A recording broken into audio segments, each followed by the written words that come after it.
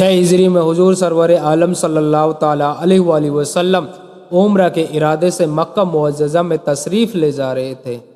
کفار مکہ کو خبر ہوئی تو وہ اس بات کو اپنی جلت سمجھ بیٹھے، حضور صلی اللہ علیہ وسلم کے مزاحمت کے لیے نکل آئے۔ مقام حدیبیہ میں پہنچ کر حضور کو آگے بڑھنے سے روک دیا۔ اگر حضور صلی اللہ تعالیٰ علیہ وآلہ وسلم کے ساتھ جانثار صحابہ بھی موجود تھے، مگر حضور صلی اللہ علیہ وآلہ وسلم نے لڑائی کا ارادہ نہ کیا اور صلح کی تجویز فرمائی۔ کفار مکہ نے بھی صلح کو بہتر سمجھا اور اسی مقام پر صلح کا معاہدہ کیا گیا۔ صحابہ کرام کی لڑائی پر مستعدی اور ان کی بہادری کے باوجود بھی حضور صلی اللہ تعالیٰ علیہ وآلہ وسلم نے کفار سے اس قدر رعایت فرمائی کہ ان کی ہر ایک شرط کو قبول فرما لیا۔ صلح میں جو شرطیں رکھی گئی ان میں سے ایک شرط یہ بھی رکھی گئی کہ جو کافر مسلمان ہو کر مکہ سے ہجرت کر کے مسلمانوں کے پاس پہنچے، مسلمان اسے واپس کر دے، اور خدا نہ خواستہ اگر مسلمانوں میں سے کوئی بھی شخص مرتد ہو کر مکہ پہنچ جائے تو اسے واپس نہ کیا جائے گا۔ حضور صلی اللہ علیہ وآلہ وسلم نے ان کی یہ شرط بھی قبول فرما لی۔ صحابہ اکرام شرط دیکھ کر حیران تو ہوئے، مگر وہ جانتے تھے کہ جہاں تک نظر نبوت پہنچ سکتی ہے ان کی نہیں پہنچ سکتی۔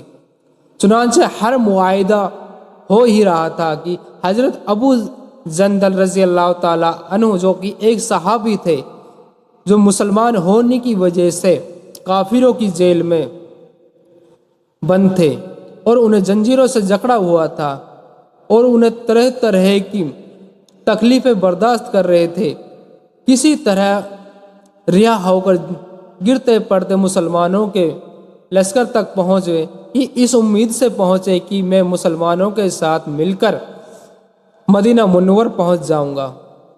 ان کا باپ سہیل، جو کہ ابھی تک مسلمان نہ ہوا تھا، وہ کفار کی طرف سے وکیل تھا۔ اس نے اپنے بیٹے کو گرتے پڑتے آتے ہوئے تو دیکھا تو اس نے انہیں سمجھایا کہ وہ گھر جائے، تو انہوں نے انہیں تماچے مارے اور واپس کفار کے پاس کر دیا۔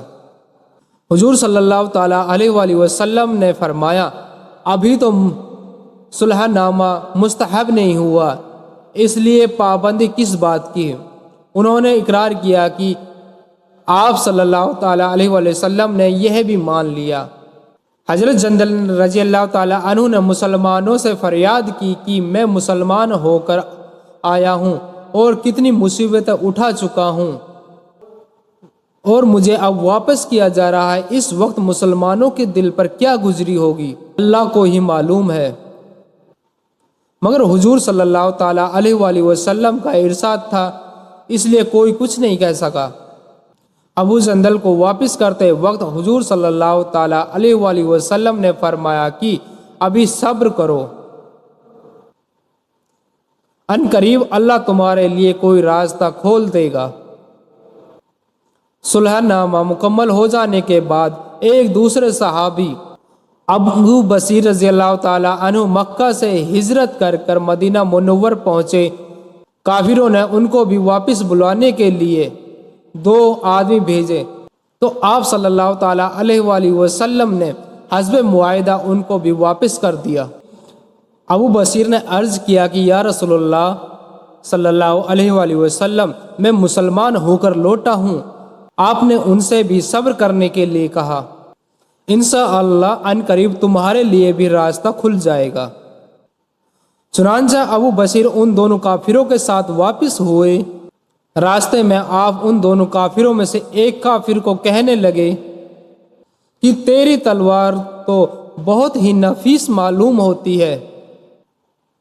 تو سیکھی باز آدمی ذرا سی بات پر پھول گیا اور اپنی تلوار نکال کر ابو بصیر کے ہاتھ میں دے دی اور کہنے لگا کہ ہاں، اس سے میں نے بہت سے لوگوں کا تجربہ کیا ہے۔ یہ کہہ کر تلوار اس نے ابو بصیر کے ہاتھ میں دے دی۔ ابو بصیر نے اسی تلوار سے اس کافر کو 2 جھک بھیج دیا۔ دوسرے کافر نے دیکھا تو وہ بھاگ کر مدینہ منور آیا اور آپ صلی اللہ تعالیٰ علیہ وآلہ وسلم کی خدمت میں حاضر ہو کر عرض کیا کہ میرے ساتھی کو مار دیا گیا ہے اور اب مجھے بھی مار دیا جائے گا۔ اس کے بعد حضرت ابو بصیر بھی وہاں پہنچ گئے اور عرض کیا، یا رسول اللہ صلی اللہ تعالیٰ علیہ وآلہ وسلم، آپ تو اپنا معاہدہ پورا کر ہی چکے ہیں کہ مجھے واپس کر دیا۔ مجھے کوئی عہد ان لوگوں کا نہیں ہے جس کی ذمہ داری ہو، وہ مجھے میرے دین سے ہٹاتے تھے، اس لیے میں نے یہ کام کیا۔ حضور صلی اللہ تعالیٰ علیہ وآلہ وسلم نے ارشاد فرمایا کہ تم لڑائی بھڑکانے والے ہو۔ وہ اس ارشاد سے سمجھ گیا کہ حضور مجھے پھر واپس کر دیں گے، چنانچہ ابو بصیر وہاں سے چل کر سمندر کے کنارے جا پہنچے، وہیں ڈیرا ڈال لیا۔ حضرت ابو جندل کو جب اس واقعے کا پتہ چلا تو وہ بھی مکہ معجزہ سے ابو بصیر کے پاس آ پہنچا۔ اس کے بعد پھر جب بھی کوئی بھی شخص اگر مسلمان ہوتا وہ ابو بصیر اور جندل کے پاس جا پہنچتا۔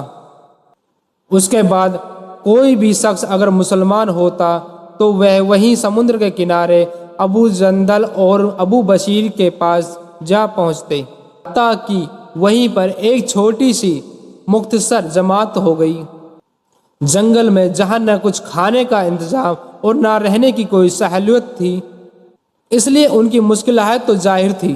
جن کافروں کے ظلم سے پریشان ہو کر وہ بھاگے تھے، مختصر جماعت نے ان کا ناتنکا بند کر دیا۔